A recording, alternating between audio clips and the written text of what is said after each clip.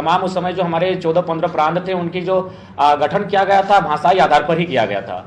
जैसे 1953 में हमारे देश में सबसे पहला राज्य अलग हुआ था तमिलनाडु से कटकर तेलंगाना, और उसका आधार ही था तमिल भाषा के विरोध में जाकर कटकर एक अलग राज्य तेलुगु भाषा के लिए लेना। तो ठीक उसी प्रकार जब सभी राज्यों की आइडेंटिटी उसकी भाषाई आधार पर है, उसकी संस्कृति के आधार पर है, कहीं जमीन के रिकॉर्ड्स के आधार पर उस राज्य की आइडेंटिटी को तय किया जाता है, तो हमारी भी मांग है कि जो झारखंड के मूलवासी हैं, जो जिनका इस भूभाग के अलावा कहीं कुछ नहीं है और जो सदियों से इस भूभाग में बसबसाव करते हैं, उनके लिए कॉलम हो कि झारखंडी होने का क्राइटेरिया क्या होगा।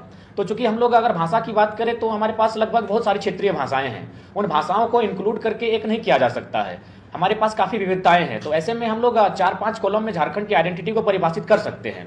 जैसे हमारे यहाँ 1932 का जो खतियान की बात कही जाती है तो लगभग 4 टाइम हमारे यहाँ जमीन का सर्वे हुआ है, 1908 में, 1932 में, 1954 में और 1964 में।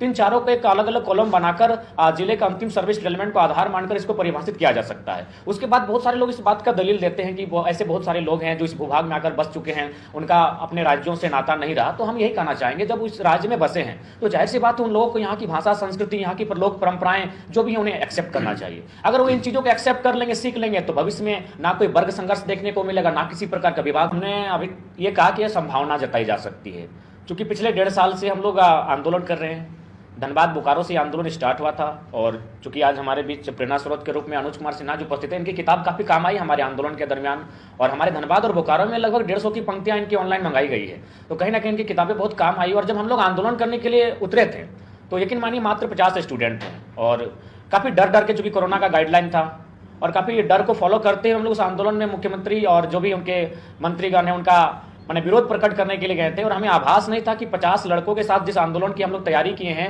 वो आज 5 करोड़ के जनमानस तक पहुंचेगा और इस राज्य से बाहर भी जाएगा और लोग हमारी चर्चा परिचर्चा करेंगे। तो ऐसी परिस्थिति में 1.5 साल के आंदोलन में अगर सरकार बैकफुट पर नहीं आती है तो जो भीड़ आज सामने आई है बगावत करने के लिए, उसे वोट में तब्दील करना होगा, ये हमारी प्राथमिकता होगी। हाँ बिल्कुल, ये दिल्ली भी नहीं है, हमारे पास शैक्षणिक स्तर उस तरह का नहीं है। हम लोग झारखंड होने के बावजूद भी काफ़ी विविधताओं में बटे हुए हैं, तो ये चैलेंजिंग विषय है। ऊपर से वो पॉलिटिकल पार्टियां, आज किसी का 20 साल, किसी का 50 साल, किसी के 40 साल का इतिहास है, और हम लोग सभी नौसिखिए हैं, इस बात को स्वीकार करना होगा। जो भी छात्र आज आंदोलन में हमारे सहयोग कर रहे हैं, हम लोग से कांधे मिलाकर चल रहे हैं, वे भी किसी पॉलिटिकल बैकग्राउंड से संबंध नहीं रखते हैं। ऐसी परिस्थिति में ये चैलेंजिंग होगा, लेकिन यूथ के लिए अगर चैलेंज ही ना हो तो फिर यूथ क्या हो। तो इसलिए हम लोग उस चैलेंज को स्वीकार करने के लिए तत्पर हैं। और चूंकि आपके प्रभात खबर प्रेस से दीपक भैया जो तोपचाचित संबंध रखते हैं, इस विषय में आप उनसे बेहतर जानकारी ले सकते हैं। जो पिछला लोकसभा चुनाव हुआ था, हम जगन्नाथ महतो के काफ़ी खासम खास थे, जो आज इस दुनिया में नहीं रहे, उनको आपके इस प्रेस क्लब के माध्यम से यहाँ उपस्थित होकर श्रद्धांजलि देते हुए बात को रखना चाहेंगे। तो ये केवल एक आरोप है।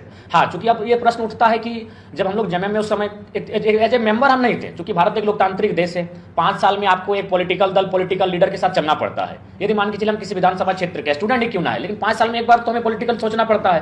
तो उसी क्रम में जगन्नाथ महतो जी जो कि माटी से जुड़े थे, इसलिए हमने उनका प्रचार किया था, जो कि सत्य है। तो इसलिए अगर बीजेपी और आजसू का एजेंट कहे जाने की बात कही जा रही है, बिल्कुल निराधार बातें हैं। हमारा उनसे कोई संबंध नहीं था, ना है, ना कभी रहे। देखिए, अभी तक अगर बात कही जाए तो जैसे जो हम लोग अभी जनसभाओं के माध्यम से आज चर्चा में आए हैं, तो अगर जनसभाओं की बात कही जाए तो जब से ये मानव श्रृंखला का स्टार्ट हुआ है, मानव श्रृंखला में हमें सफलता मिली है। लगभग 4-4.5 लाख लोग उस दिन मानव श्रृंखला में उपस्थित थे। लगभग 40 किलोमीटर लंबी वो मानव श्रृंखला थी। उसके बाद से काफ़ी कोऑपरेट मिला है। जैसे कि जो लोग हमें सभाओं में लगता है एक पंडाल, तो जो लोग पंडाल से जुड़े हुए लोग निःशुल्क दे देते हैं।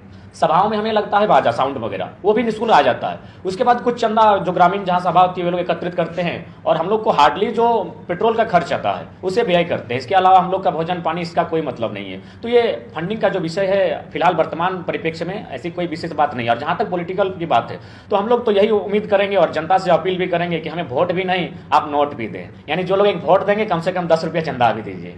तो संभव है, पॉसिबल है, हम लोग राजनीति में अपने आप को एक्सटेंड कर सकते हैं।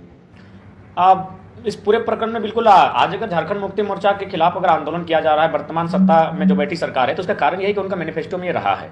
और चूंकि वर्तमान सरकार को हमने इसीलिए लाया भी था, इससे जो पूर्ववर्ती सरकार थी, एनडीए की सरकार थी, उन्होंने कहीं ना कहीं सीएनटी का मुद्दा हो और 60-40 नियोजन नीति के तहत जो भी बहालियां ली गई थी, खासकर शिक्षकों की बहाली, जिसमें तत्कालीन शिक्षा मंत्री डॉक्टर नीरा यादव ने भी स्पष्ट अपना बयान दिया था कि हम लोग बाहर के राज्यों के अभ्यर्थी को नहीं रोक पाएंगे। तो इन्हीं आक्रोश के खिलाफ जाकर झारखंड मुक्ति मोर्चा के नेतृत्व में सरकार बनी थी। और जब हमने आपको उस सरकार से नाराज होकर नई सरकार गठन करने में योगदान दिया, तो ऐसे में आपका योगदान बनता था कि आप जो भी मैनिफेस्टो के साथ सरकार में उन्हें पूरा किया जाए। लेकिन जब वो पूरा नहीं कर पाए तो निश्चय उसके खिलाफ आंदोलन होता है। आज आंदोलन इतना तीव्र हो चुका है कि राज्य में तीसरे विकल्प की लोग चर्चाएं कर रहे हैं। तो निश्चय ही इसमें सरकार ने प्रयास किया था और 9वीं अनुसूची में डालने का भी इसलिए प्रयास किया गया ताकि भविष्य में कोई इसको चुनौती नहीं दे पाए। लेकिन फिलहाल जो भी कहें, झारखंड राज्य में VCI या DCI इस राज्य का भला नहीं चाहते हैं, जो हमारे लिए सबसे बड़ा दुर्भाग्य है। यही लोग अगर अन्य राज्यों में काम करते हैं, IAS IPS रहें, तो ईमानदारी पूर्वक निष्ठापूर्वक कार्य करते हैं। लेकिन जैसे ही झारखंड में आते हैं, प्रभात खबर प्रेस के माध्यम से जानकारी मिली कि धनबाद में 600 करोड़ का प्रत्येक महीना कोयला का चोरी होता है। तो ऐसे में सवाल चिन्ह जो भी वरीय पदाधिकारी है उन पर भी लगता है कि किस कार्यशैली के साथ कार्य कर रहे हैं। तो ये हमें दुख लगता है। अभी अब मैंने DC की बात की, अब थोड़ा VC की बात सुनिए। हम लोग लगातार कंटिन्यू आंदोलन कर रहे हैं कि जो विनोद बिहारी महतो विश्वविद्यालय है, यहाँ खोटा भाषी, कुड़माली भाषी, संताली भाषी छात्र छात्राओं की संख्या है, तो इसको सब्जेक्ट में शामिल किया जाए। लेकिन महोदय उड़ीसा से आए हैं और उड़िया भाषा को शामिल कर दिए हैं। तो कोई भी जो भी यहाँ आता है, चाहे वो DC कैटेगरी का रहे, BC का रहे, सब लोग चाहते हैं कि झारखंड की जो मूल पहचान है उसको छिन्न भिन्न किया जाए, जो हमारे लिए बड़ा दुर्भाग्य है। हम लोग सम्मान सबका करते हैं, VC का भी करते हैं, DC का भी करते हैं, लेकिन हमारे लिए वे कुछ नहीं कर पाते हैं। ये दोहरी मानसिकता है। बाकी फिर अन्य राज्यों में काम करते हैं, यही कैडर के लोग, यही IAS IPS जब अन्य राज्यों में पदस्थापित होते हैं तो उस राज्य की स्थिति के अनुसार कार्य करते हैं।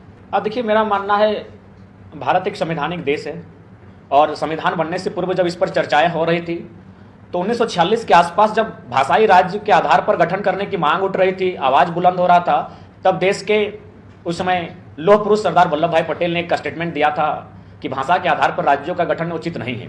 लेकिन 2 साल बाद उस महान शख्स ने स्थिति और परिस्थिति को भांपते हुए, नजाकत को समझते हुए अपने स्टेटमेंट में बदलाव किया और 1948 में उन्होंने फिर दोहराया कि लोकतंत्र में अगर लोगों की मांग अगर नेगेटिव भी है, अगर लेकिन बहुत बड़ा समूह अगर मांग रहा है तो लोकतंत्र में लोगों की मांग को मान लेनी चाहिए।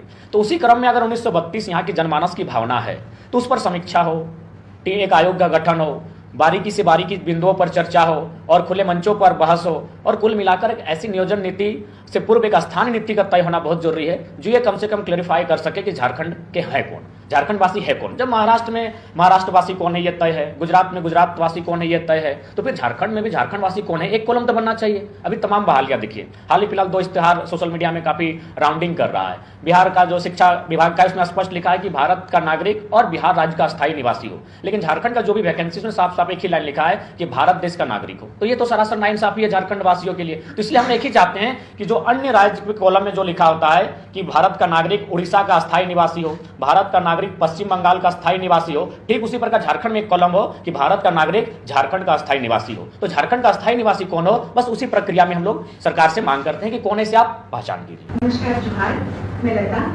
आपसे जानना चाहेंगे कि आप अपनी राजनीतिक जमीन कहाँ से तलाश करें, यानी कि आप चुनाव कहाँ से? देखिए मैम, अभी तक तो तय नहीं कर पाए हैं, क्योंकि मैं अपना बैकग्राउंड बताना चाहूँगा कि हम लोग काफ़ी निर्धन परिवार से संबंध रखते हैं और चूंकि प्रतिभा होने के कारण बचपन से शिक्षा के क्षेत्र में काफ़ी दिलचस्पी रही है और स्वभाव रहा है विद्रोही टाइप का। तो इसीलिए हम लोग यहाँ तक आज पहुँचे हैं, अपने प्रतिभा अपने शिक्षा के दम पर यहाँ तक पहुँचे हम लोग बेशक। लेकिन अभी भी अगर पॉलिटिकल बैकग्राउंड की बात कही जाए तो थोड़ा सा हम लोग उस पर मैंने डरा सहमा हो जाते हैं जब देखते हैं परिस्थितियों को, काफ़ी धनबल का प्रयोग होता है।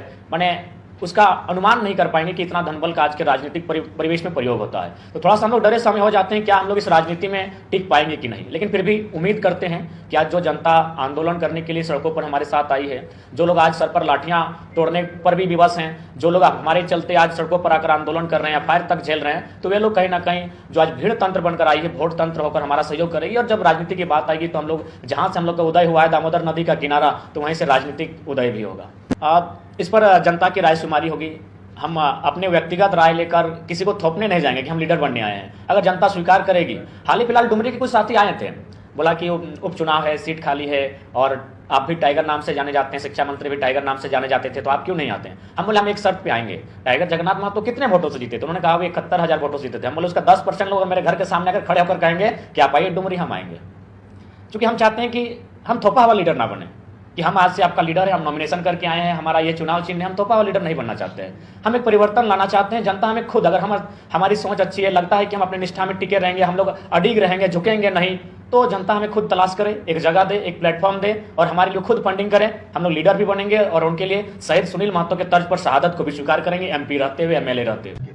अब देखिए, सबसे पहले बात निश्चय ही हम लोग जिस क्षेत्र चाहते हैं वहाँ क्षेत्रीय दलों का प्रभाव है। आजसू के साथ झारखंड मुक्ति मोर्चा का भी प्रभाव है। हालांकि अब जब से आंदोलन स्टार्ट हुआ है दोनों का प्रभाव कम हुआ है और विशेषकर जो युवा मंडली है वो एकदम कह सकते हैं 95% युवा इस आंदोलन से जुड़े हैं। 5% वैसे युवा अभी भी राजनीतिक दलों के साथ संबंध है जिनका उनके बदौलत घर चलता है। जैसे कुछ मैंने नली गली सड़क इत्यादि का टेंडर मिल जाता है। तो ऐसे ही 5% युवा आज उन दलों के साथ जुड़े हैं, बाकी 95% युवा इस राज्य में बदलाव लाने के लिए हमारी जो विचारधारा है या फिर जो हमारा संगठन है, समिति है, उनके साथ जुड़ चुके हैं। तो ऐसे में चैलेंजिंग होगा उनके साथ सामने आना, उनका फेस करना, लेकिन कुल मिलाकर हम लोग कोयलांचल में खासकर बहुत पॉजिटिव दिख रहे हैं। आंदोलन हो चाहे पॉलिटिकल बातें हो, क्योंकि पंचायत चुनाव में भी देखें बहुत सारे जो यूथ हैं 21-22 साल की उम्र में मुखिया सरपंच बनकर आए हैं, जिला परिषद बनकर आए हैं, तो विधायक बनकर भी आएंगे, इसमें नो डाउट होना चाहिए। देखिए दादा, सबसे पहली बात है कि परेशानी इसका सबसे बड़ा विषय है 15 नवंबर 2022 को एक बहाली आई जिसमें सहायक अभियंता की बहाली ली गई। उसमें जो 60-40 यानी जो 40 था उसमें 93% जो अभ्यर्थी आए यहाँ इंजीनियर बन के, मैक्सिमम के 93% अन्य राज्यों के अभ्यर्थी हैं। उसके बाद आपका पब्लिक प्रोसिक्यूटर की बहाली ली गई, उसमें भी जो अपेंड टू ऑल का कैटेगरी है लगभग 90% अभ्यर्थी अन्य राज्यों से आए।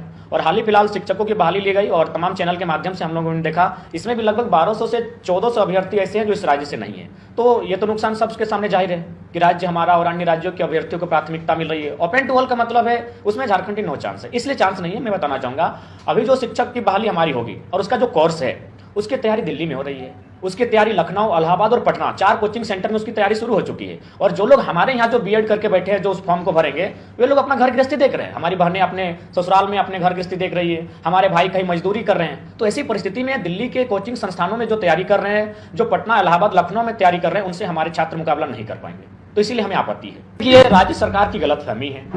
हम लोग खुद पीएचडी के छात्र हैं और अगर हमारा अपना भविष्य सुरक्षित दिखता तो जाहिर सी बात है एक पीएचडी का छात्र होने के नाते हम तो सड़क पे नहीं आते। हमें स्टार्टिंग में हमें भी डर लग रहा था कि हम पीएचडी के छात्र हैं, जिन विश्वविद्यालय से मेरी डिग्री प्राप्त होगी वहाँ भी कहीं आंदोलन में आने के बाद हमारी डिग्री पर समस्या ना हो। इस तरह की बहुत सारी बातें आई थी हमारे जहन में, हम भी डरे सहमे थे। और एक सप्ताह बाद जब आंदोलन बोकारो में स्टार्ट हुआ, हम लोग एक सप्ताह बाद धनबाद में इसकी एंट्री हुई थी। लेकिन राज्य सरकार अगर इस प्रकार की मंशा रखती है तो उनसे हम स्पष्ट पूछना चाहेंगे कि आप स्वयं बताएं कि आप जो कहते हैं, बार बार कंटिन्यू कहते हैं कि विश्वास रखिए, आपका भाई है, आपका बेटा है, तो फिर 1200 से 1500 शिक्षक अन्य राज्यों को कैसे आते हैं? आप उनको रोकने के लिए कौन सा बैरियर लगा रहे हैं? और नहीं तो फिर ये राज्य बनने का, ये गठन होने का कोई चांस ही नहीं है। उदाहरण के लिए हम एक बहुत पुरानी फोटोकॉपी लेकर आए हैं, हम उसे शेयर करना चाहेंगे।